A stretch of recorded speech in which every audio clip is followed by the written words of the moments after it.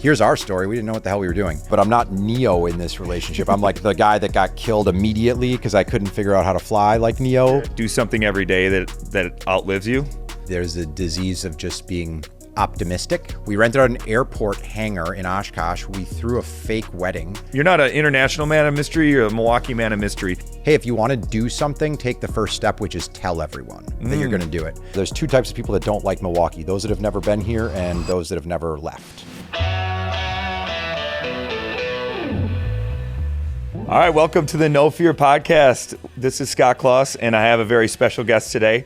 The purpose of this podcast is the F.E.A.R stands for Fake Events Appearing Real, and I like to find and interview very successful people that on the outside have done a lot with their lives and their careers and really get internal and realize that they also have fears. They have that inner voice in their head. They have things that are holding them back. And so everything isn't just what it appears.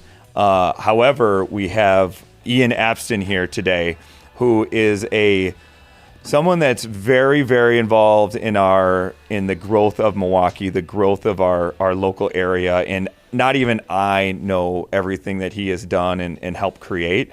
And so super excited to have Ian's time and, welcome to the podcast. Thanks for being here. Thanks for having me. And thanks for making room for the dog Rue too. I don't know if she's going to be on those camera angles, but she's in. I forgot she's like, whoa, we have two guests today. Yeah, she was making time for us both. One is probably going to bring more views and interest than the other two, but we'll do our best. See who's the best. Yeah, thanks for having me. Yeah, definitely. Great spot too. So we're going to dive in, and I know there's a lot that I don't know about, like I said, but the first question I'm most interested in is just what is it about Milwaukee and Milwaukee area that just makes you so motivated to do everything that you're doing to make it better? So I'm not originally from Milwaukee. Grew up in Elkhart Lake, only an hour away. Then went to school in Oshkosh, and another hour away. And then moved, scrambled. Went west for a little bit, Seattle, Denver.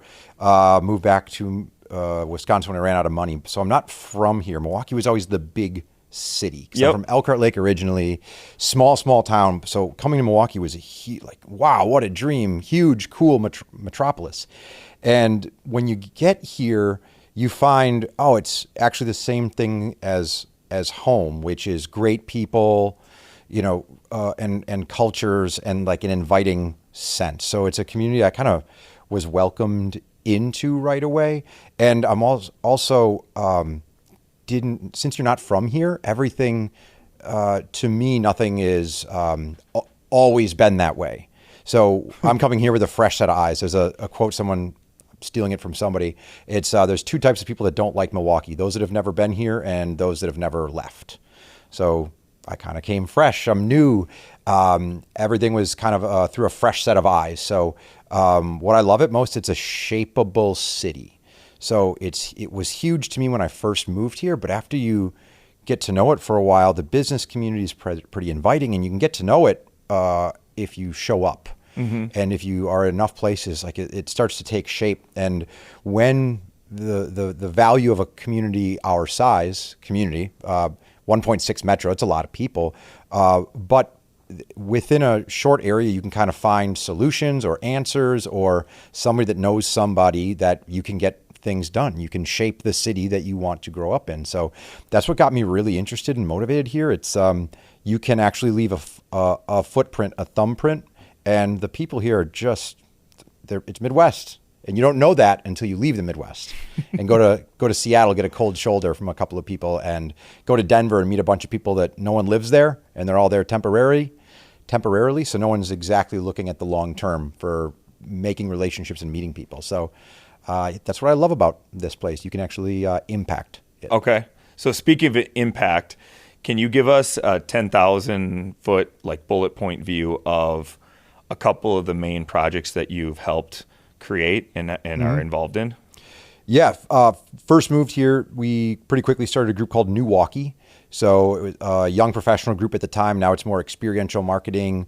And out of NEWaukee came a couple of things we're most proud of, like the Night Market came from that, Urban Island Beach Party, And that was, just kind of raised a flag saying there's a young professional group, and so many people started showing up. We ran out of indoor places to host them. Okay. So it's where we ended up getting, kind of look at the city is now your canvas. Some artists told us that once. I'm like, whatever, hippie. And he was right. Yeah. He was really right. Like, we kind of, I really enjoy taking a space and making it into something. So they kind of married that world with NEWaukee Night Market, Urban Beach Party. Swing Park kind of came out of that under Brady Street as well.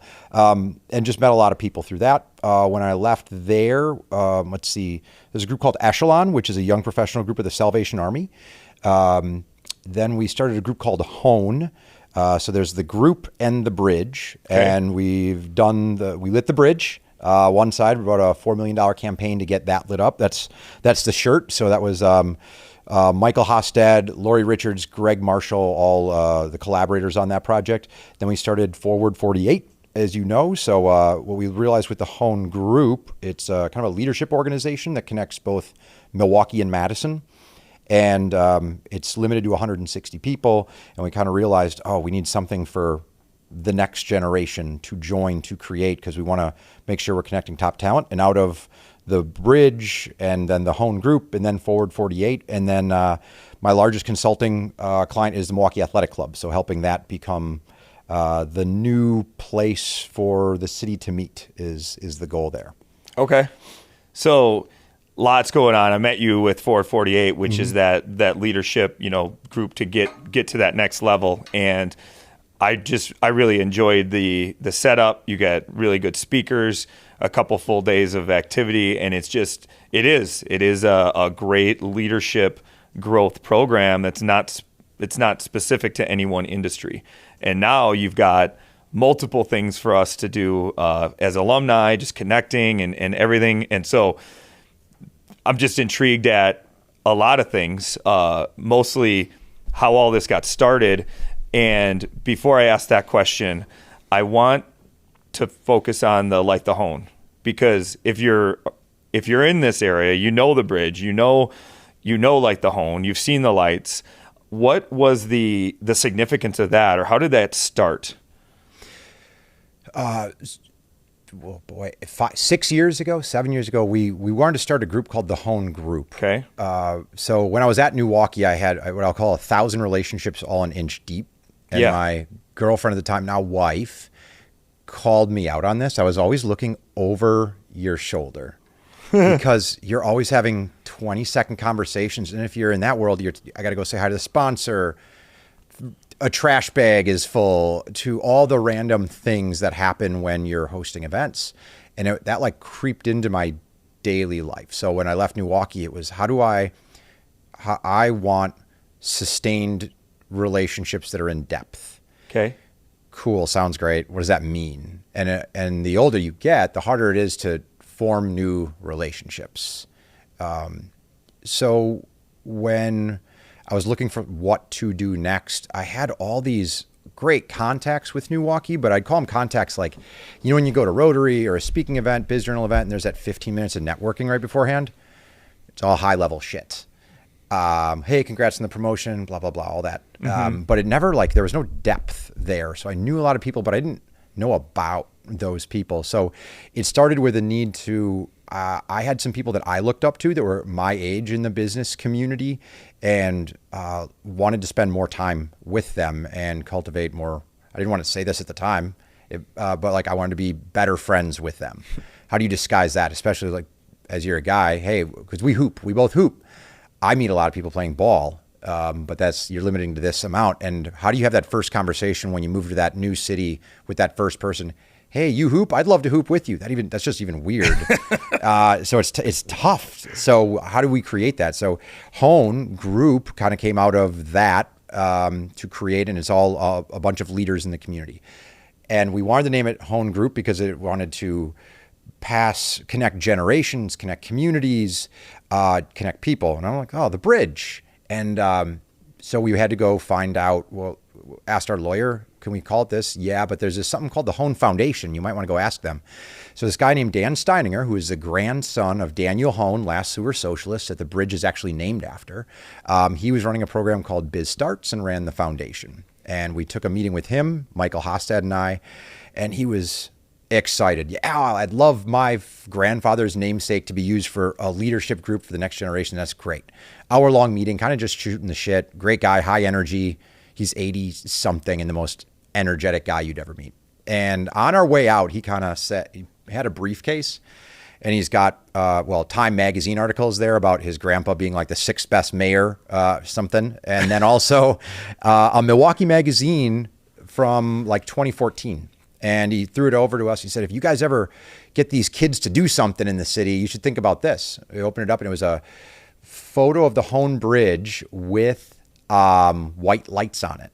Because at the time, it was actually a project that was going to be done by the DOT. And as Walker was getting ready to run for president, it's one of those things you take out of the budget before going to Iowa, in front of Iowa conservatives, like beautification. The hell's that? So that project got nixed, and it kind of sat in the back of our head for 2 months. I didn't think much of it. Michael Hostad, on the other hand, was like, it's really cool. We should do that. And a couple months later, we're watching this, the first ESPN game that the Bucks had been on in years. Mm-hmm. There's this little guy named Giannis that the world was finding out about for the first time. And, they're coming into the game. They're coming to you live from Milwaukee, Wisconsin. And they're doing a panoramic of the city. The NM building was just getting built. And they ended it at the Hoan Bridge over the Harbor District. And it was just like this dark, desolate armpit of the city look. And that cut then to, tip off. I'm like, well, that's it. That's the reason why the bridge needs to be lit, for that damn reason right there. And sure enough, Hostad took a picture of that screen, sent it to me, and he's like, bridge.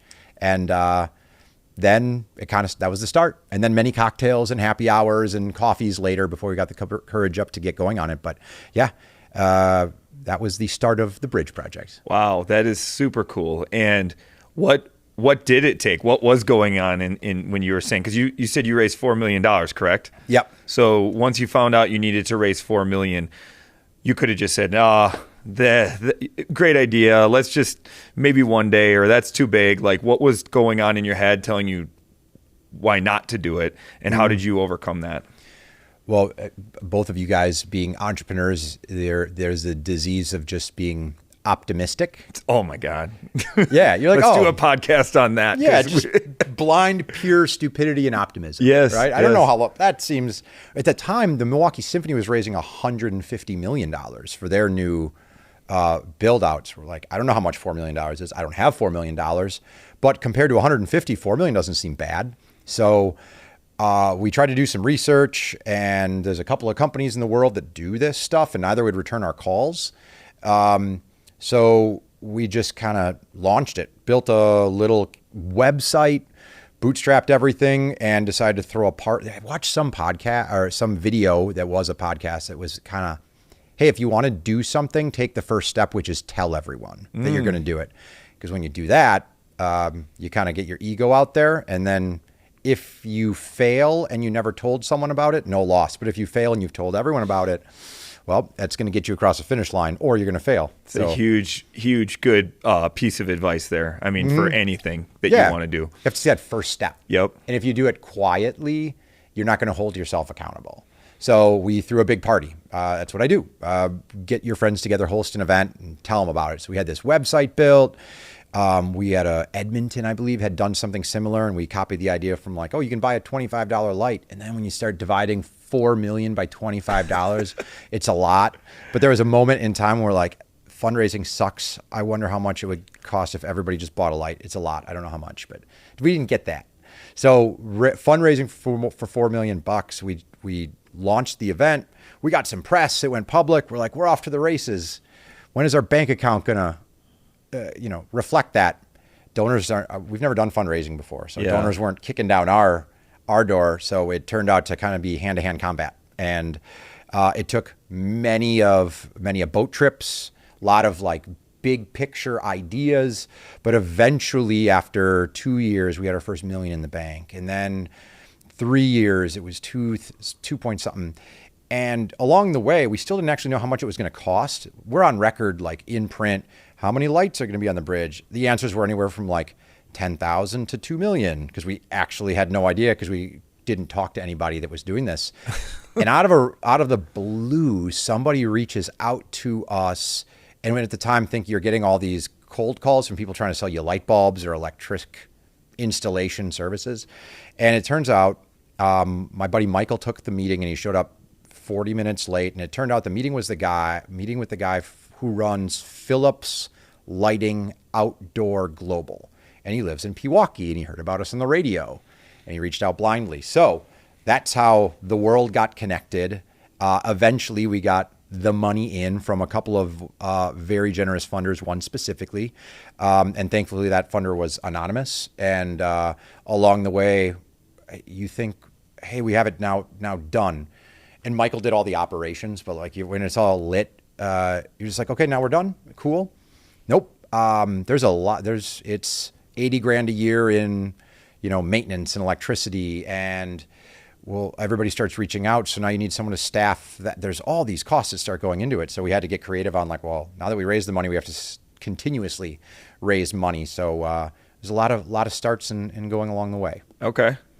And what is the impact you've seen from this project, since it started and now to today?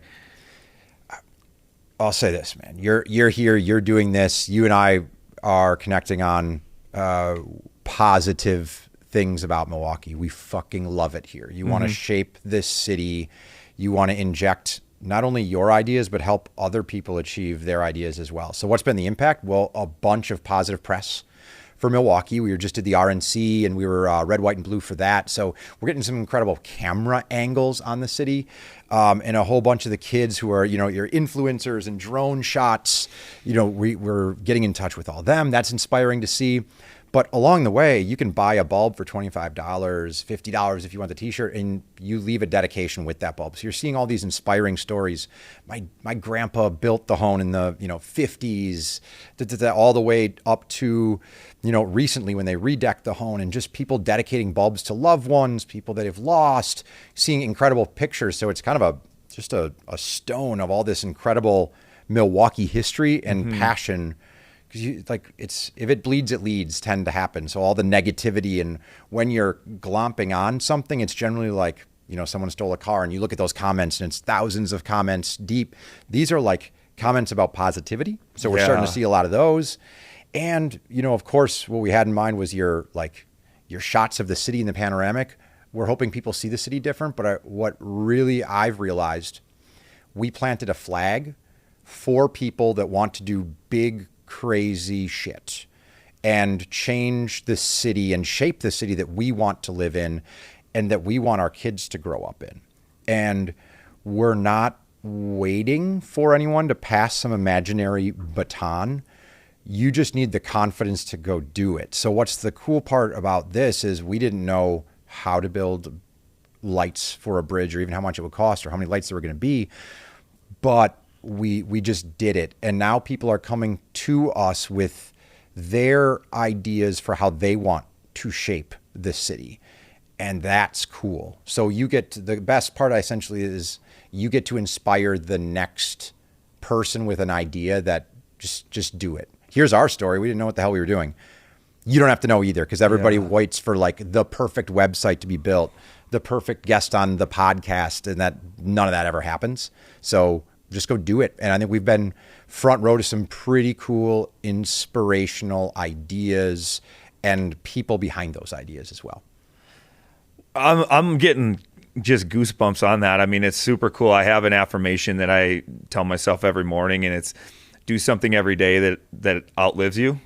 And so it's like writing a handwritten note or making someone feel good, just stuff that when we're gone, what are people going to say? What are people going to remember? And I mean, that project is going to live for for a very, very long time. And to be part of that, it's got to feel pretty cool. I remember, what's that Saturday Night Live skit where it's like, and gosh darn it, people like me. Yeah. I wanted you to end it with that. Not that kind of affirmation. Yeah, all that. Well, you're in real estate. Yeah. I'm smart enough. You're in real estate. You're selling people houses. That's like a lifelong investment, right? I was in the events world, which is fireworks. Here, like the night market, red carpet, tents, and then tomorrow morning, there's nothing to show for it. It all the tents get rolled up and the carpet's gone. So you're looking for something with longevity, and yeah, that thing where you can now take your kid out there and you take out the cell phone and you go blue and your kid can see it. You're like, well, that's cool. But I think the real legacy, eventually it's going to get boring. The lights will eventually, we're going to get the backside lit and it'll be cool again for a bit. But tomorrow's Nate Vomhoff, tomorrow's DJ Shauna, like the people that we connect with through that bridge and through their ideas, the next person is going to do the next thing. So eventually the bridge isn't going to be what it is today, but I think we hope that we're able to help or support or gave a little bit of confidence to whoever that next shaper of Milwaukee is. Because already we find ourselves in, I've got a kid, a dog, we live out in the suburbs. I don't have time to go to every event like I used to and build a network, et cetera. So you have to be a little bit more thoughtful, but I'm now entering in the zone of life where I can connect the young person with the great idea with a network that can help them achieve that idea, or at least get them started in the right path. Had we had that when we were younger, the project could have taken 16 months and not 4 years. So just paving that way, making everything easier, making everything quicker. Hey, this is what I learned. Don't do this. This was dumb. Do this. This was smart. Yeah. That's really cool. Was there a specific moment in your life that you can track back to when you just realized, like, you swing big, you're not afraid to just go all in? Was there something, were you always like that, wired that way, or was there some point in your life where that changed? Yeah, stupidly optimistic, maybe. We were talking about hooping in New Berlin. Yeah. Because I used to work at GMR marketing, and I was a bad employee. So I think I learned at that point, like, I've got to do my own thing.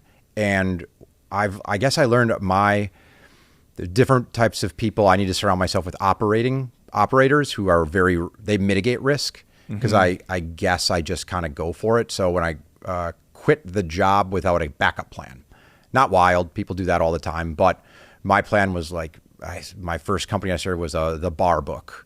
Actually we'll go before that, college. Here was the moment of like, okay, I think that's unusual. Oshkosh, not much to do in Oshkosh. We were juniors and it's house party culture. Hey, you can drink. With the best of them. That's why we were all there. It was everybody's like number one second choice school or something. And all the kids, we all wanted to get into Madison. When in doubt, go to Stout. There you go. Yeah, Osh Vegas, everybody's got their niche for their. None of us got into Madison, Stoke. Yep. So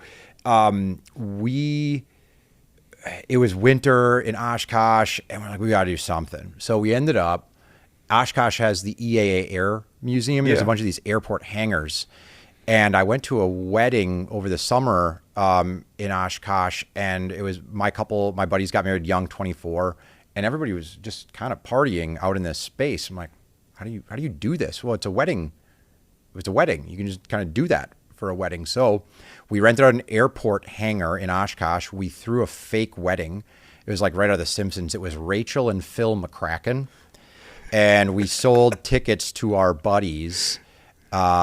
Booked a band, et cetera, and bussed everybody in. It was only 10 minutes from campus, but no one has cars. You don't want your buddies drinking and driving. So bust everybody in from campus. And we had like 400 people that showed up for this random party. Shout out Jordy's Beverage Mart. I don't know if I've ever paid that invoice yet, but he brought out the barrels at like midnight that night. So that was one of those nights where like, oh, you can do this. Just if you do something unique enough, and just take a risk, people will probably follow. And that led to like, we did a pub crawl in Oshkosh, which was, I think it's still going today. I think 10,000 students now do that pub crawl. And if you ever did the one in Milwaukee here, it was we started the Shamrock Shuffle or Shindig, whatever it is now. Yeah. I think that's grown into like 3 or 4 different, my dog's sleeping and dreaming down there. It's grown like taking over 3 or 4 streets. So I think we knew, hey, our generation does things differently. And there's a big need for someone to create an environment for our generation to gather, because our generation is not like, we don't grow up like our parents grew up, and we're inheriting all these things that feel forced to us. Can we play a small role in creating whatever is new. And sometimes you fail miserably. And then sometimes you get a home run like those pub crawls back in the day, or the night market, or the Hoan Bridge, or the next 10 things we create, and we'll fail a lot as well. But I think those risk takers tend to find each other. Mm-hmm. And then when you take a risk and you fail or don't fail, I've met some of my best friends through the failures. Those are fun. And then when you surround yourself with other risk takers, your risks become better because you've got other people to take the risks with you. And then it's not as lonely, and it doesn't seem like a risk anymore. It just seems like the difference between like, ooh, this is a big risk, to like, shit, how come no one's done that before? What an easy, obvious thing. Yeah. That's a razor thin line. Okay. So I want to get to failures too. And before I do that, you mentioned when you got here originally, you had a job. Mm-hmm. And when it seems like everyone knows you.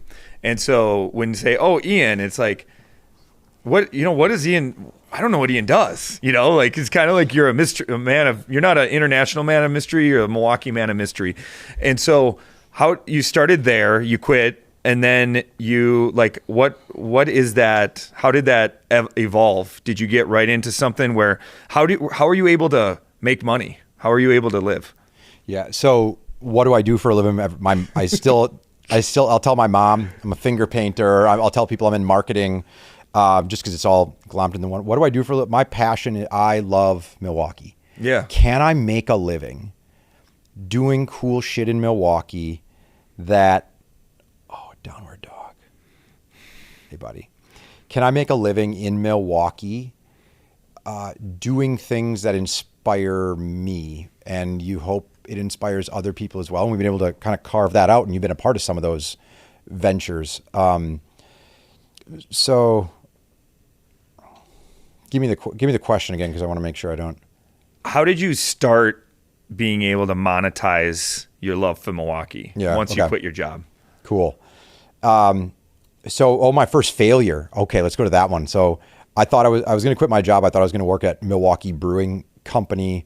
Didn't pan out, but what that started was I was always going to the same places. I wanted to meet this city. I lived in River West. I kept going to those places, so I wanted to get around the city. So if you know now, it's something called it's these coasters, and it's like $25, and you get $10 gift cards at all these different places. Yeah. So I started something like 15 years ago called The Bar Book, and I went to all these bars, and they all gave me a buy one, get one coupon, and I got their logo, and I organized them, North Avenue, Brady Street, airport bars, and it was, met all these bar owners, bar people, got the book, went to print. I'm like, this is going to be raging success. Had an interview with Cramp and Adler when we first launched on Milwaukee. Did an article, and then all of a sudden, one of the bars was like, "Hey, I don't know what this is. This isn't. We never signed off on this." And if you know anything about the service industry, the bar owner or manager that you signed the deal with, it left 2 months ago or yesterday. There's so much turnover. Yeah. And then shortly this little thing called Groupon started popping up. And that I lost so much money on those. I remember it took me maybe even 5 years ago. I had to throw away like 800 books that I had left. I kept a couple of them, but like the moment of me just finally going to the trash with these things, it was like 10 years after they were already all expired and done. But it was one of the most incredible failures. And I took it really personally, and it was one of those failures you had your name on, and I invited friends to the launch party and whatnot, but it didn't work out. But I met so many people and met the city along the way, and that led to NEWaukee and a few other fun projects along the way. So how am I monetizing it now? Okay, well, here we go. So Hoan Group, membership organization, 160 members between Milwaukee and Madison. Opportunity there is Milwaukee and Madison business communities do not connect. Two largest metros in the state. We should be working on projects together. We are often finding ourselves as adversaries while competing for made up shit. Yeah. So that's one. We've got these incredible people that are leaders that are roughly my age. Average age is 45 in that group. Then we created the Forward 48. So every year, twice a year, 48 people going through that program. Now, what you're seeing is Forward 48 alumni. What we're trying to do is now build a talent pipeline that goes from top to bottom, because you know what you probably need is a 30-year-old to be on your next board. I need some young software developer, a podcast expert, whatever that might be. I'm not going to find those things generally in my age demographic, but if I can give you the resources, if you're in Forward 48 or Hoan, here's an intergenerationally connected pipeline of the best, smartest, most passionate people we have in Milwaukee. That's how we're monetizing. Okay. And then we also have, I'm a consultant to different companies or organizations, the MAC being my largest and one of most recent memory, because they're kicking butt right now, of people trying to integrate with that demographic. And then we do public speaking as well. Okay. And then Like the Hoan is its own nonprofit, and that is now profitable as far as a not-for-profit can be, because we're storing money away because we need to raise funds for the backside of the lights in the bridge. Okay. Amazing. And when you had your first failure, and you know, I'm sure you invested a lot of money, and were you just living in a van down by the river, or what sacrifices did you make to get to where you are today? I'm trying to remember that. I was living in River West, and then we moved in with a bunch of, I could say it was like a cost savings, but I think I was just wanting to relive my college days. We had the second and third floor on the east side, and we had 5 buddies living in there, and eventually a 6th. And my dad came down to like put electricity in some closet and threw a bed in there. So 1 bathroom, all those guys. It was wonderful. So really saving that way. But the sacrifices were, my buddy worked at Harley, and I remember he came home with a $4,000 bonus, and he had health care, and he had a 401k, all these things. And I didn't understand what I was actually sacrificing, because I was just blissfully in my own world, until I noticed that one day, like, holy cow, this guy's got a nest egg, and he comes home every day at 5:15 and doesn't have to think about work. Yeah. So I never really realized what I was sacrificing until like you do the compare to others game. But at the end of the day, I remember I was what was I sacrificing? Nothing, because I was doing what I liked. Going to New Berlin with my pot of coffee every morning, dreading whatever project I was working on, that was sacrifice. So I guess the word isn't really sacrifice. It was just like, I hate this. This can't be life. And I'm one of those guys, I'm a shitty employee, so you better figure it out. You got to go figure something out that you care about. So that's what we've been able to do. And what you're seeing now as a Forward 48 alumni, we don't have that model figured out yet. We know you pay us to come into the network. We give you the programming, and then now what? Now as an alumni, we have 450 alumni around the state. It is in our best interest, your best interest, and the city's best interest if those 450 people, who are all rock stars with different backgrounds and different specialties, know one another and start developing deeper relationships with one another, because chances are in that group is the next mayor, next governor, next CEO, next problem solver. Yeah. And when you develop relationships younger, trust is accelerated. And the way you get shit done in the city is via your cell phone, right? I'm not emailing info@milwaukee.gov to figure out what I need to close down a street for night market. You better have, you got to know Chevy when he was just running for alderman. Now he's mayor. That's when you have to develop that relationship. And so I think that's how we're able to, if we can tell our story to enough of today's 30-year-olds and their bosses, because they have to understand that they've got to support what these networks are. That's how we're trying to monetize it. Okay.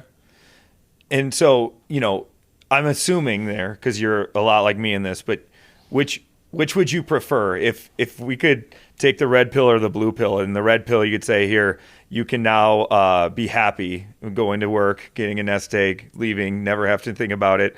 Or, you know, the blue pill you take and everything stays the same. All right, you're someone that would, are you someone that would take that blue pill and prefers just the way your mind works and all that, and not just sitting in that, you know, what you thought at one point might be nice? Yeah, but I'm not Neo in this relationship. I'm like the guy that got killed immediately because I couldn't figure out how to fly like Neo, probably. Yeah, I'm not the world's best entrepreneur. Like my buddies who are great my buddy, you know, my buddy Tom and Kyle, for example, incredible entrepreneurs, and they are what I would consider like can be a boring business. My buddy Kyle's in medical. My buddy Tom is in basically aging. So that won't go away. That won't go away. But they look at me and they're like, "This is really hard. What you're trying to do. Why don't you just here's a blueprint, do this and this." And and they're giving me great advice, and I got access to just, I got to do this. If I don't do this, I like to create. You know what's boring? Sustaining. Yeah. If I have a perfect business model, you know what I don't want to do tomorrow is show up and run it back and continue it. I need to create. And if that's not good for sustainability. So now I have to hire people on the team that are very good at operations, because I get bored easily and you want to go on to the next thing. So yeah, blue pill, but I'm not Neo. I'm a guy you never heard of. I'm like the dead body you're stepping over early. That's fun. What is next for you to create that's in your mind that you're looking to create? Okay, I'll give you one that's kind of it's happening now. So yeah, where'd you just come from? All right, so Bradford Beach. So okay, when you go to other cities and there's a photo op there, and you stay. It's like the selfie thing. Everybody knows Texas. You've got Austin, like the wings, and it's a $20. Well, okay, $2,000 to pay an artist to put up those wings. Yeah. And there's all these just iconic spots around the world that people take selfies of, and it's a way to like kind of brag that you're vacationing. Yeah. Well, what is that spot in Milwaukee?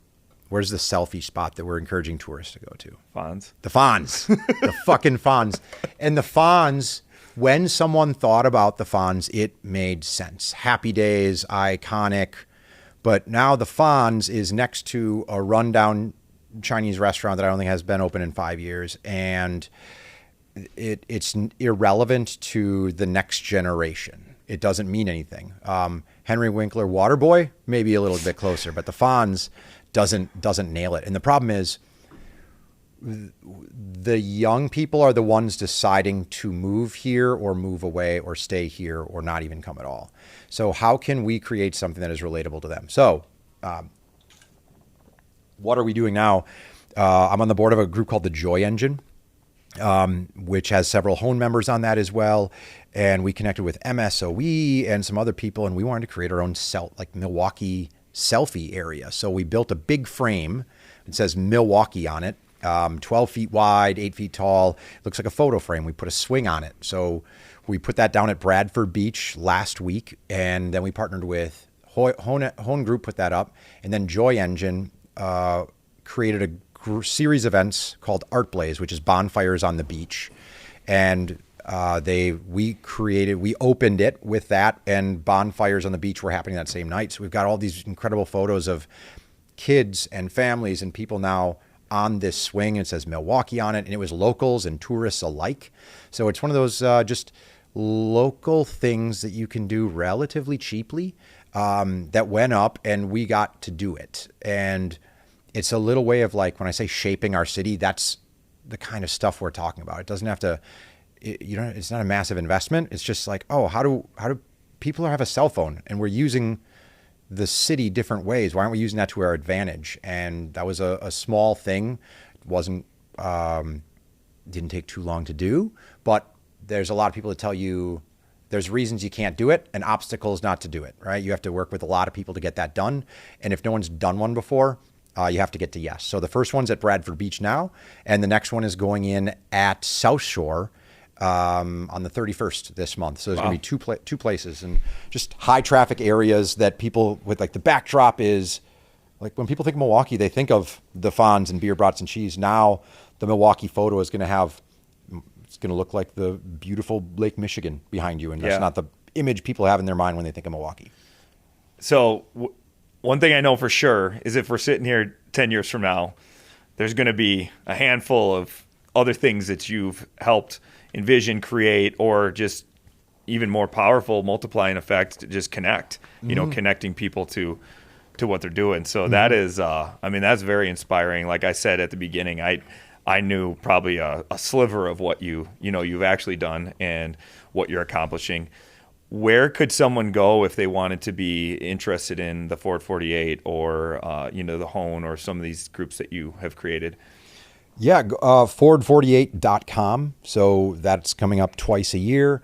The Hoan Group, which is thehoangroup.com. Light the Hoan is lightthehoan.com. Go grab what's coming up.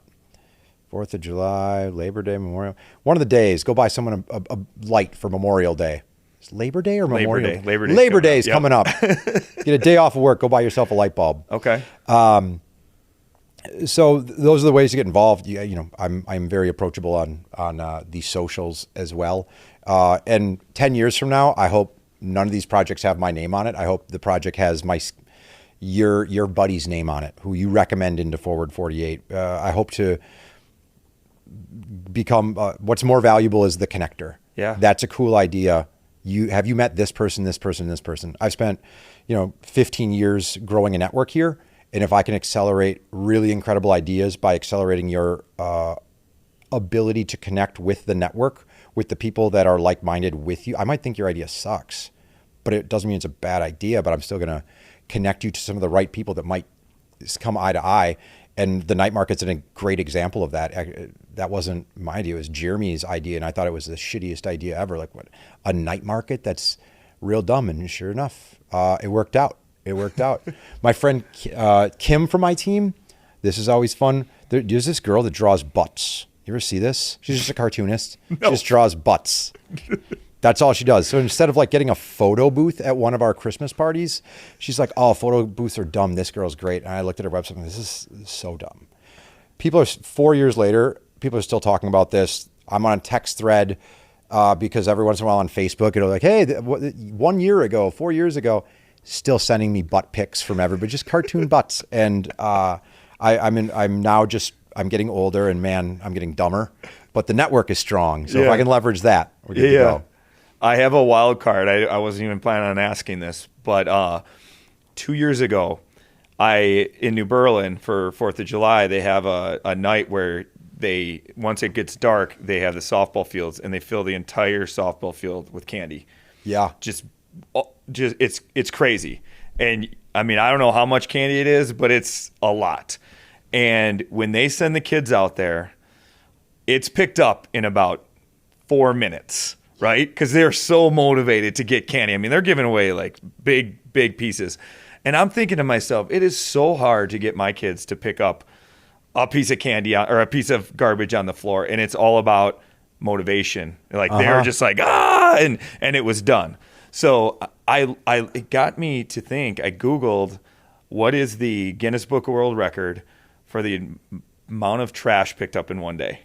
What is it? I can't remember, but it's a lot. And I'm thinking, how could we motivate a city? Because it bothers me so much to drive by on a road or somewhere and just see just piles of trash and just everywhere. And I thought to myself, how could we motivate a city to all come together, one day and break the Guinness Book of World Record for the amount of trash that's picked up? And my brain went to like, oh, we could partner with the Bucks, the Brewers. They could have housing grounds. We could partner with Target. We could maybe we could give a piece of candy for every piece of trash, or the sponsors, the people, and get behind this huge idea to make Milwaukee, no piece of trash in Milwaukee or something of that nature. And that to me is something where, like, to me it's unsustainable, unimaginable, but having, the people, the connections, everything, the message is something that maybe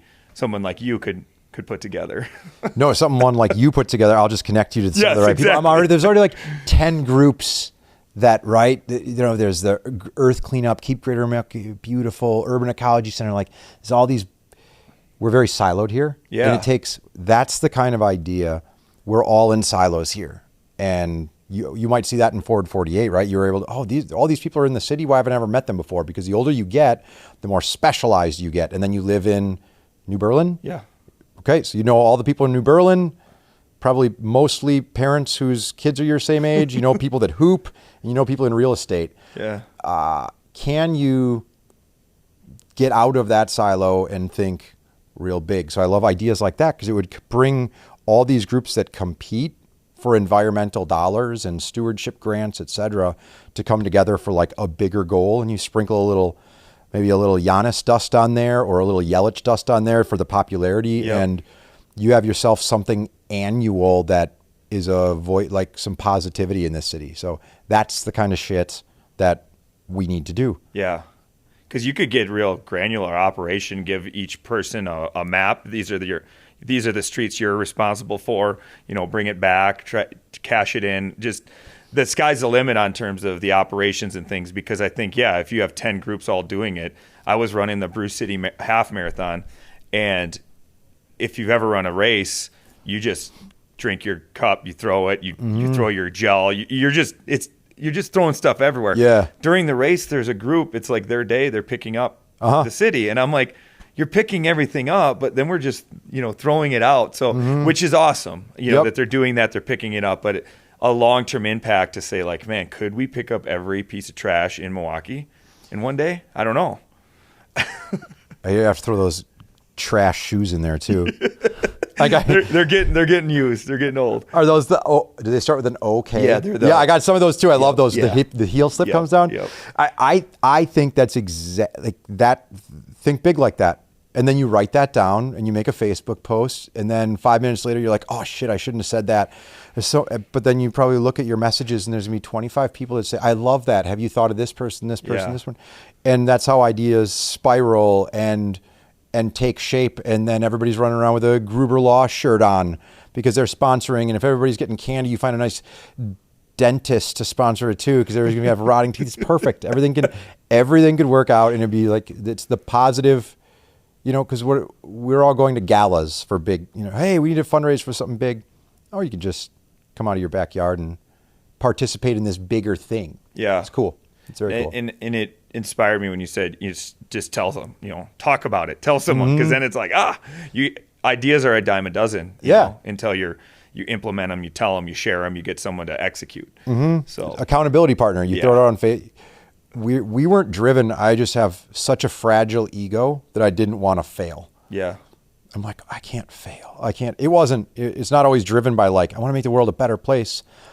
And that's fine. Sometimes if it's being scared of failure, that can be the best motivator ever. So that's why sometimes writing it down, tossing it out to the universe and see, like planting a flag. Yeah. See there's a lot of people that might have that would love to work on that, but they don't know unless you plant the flag. Yeah.